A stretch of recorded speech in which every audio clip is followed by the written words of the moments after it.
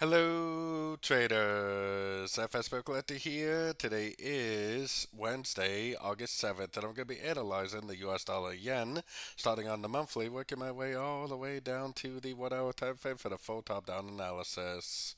So, on the dollar yen, I think it's very obvious that the wave 5 is over on the dollar yen. If it is the end of a wave 5, and it definitely looks like it is, then it is very likely to eventually make its way all the way down to take out the low of wave 4.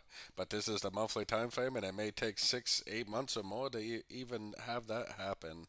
So taking it down to the weekly time frame.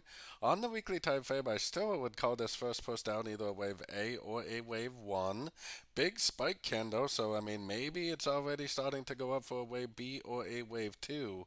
We'll have to keep an eye on it. So taking it down to the daily time frame, definitely a pretty strong move to the upside, but for me it really still looks like a 1, 2, 3. I still think we're going to try to get at least one more sort out of this for a wave 5.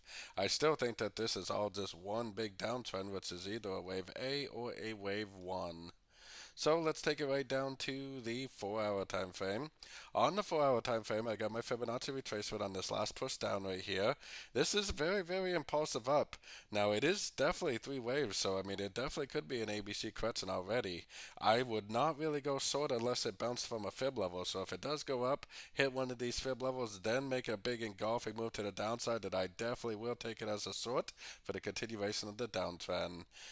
Until that happens, I would just be patient, or if you are a scalper, you could possibly still be looking for longs on the very, very short time frames.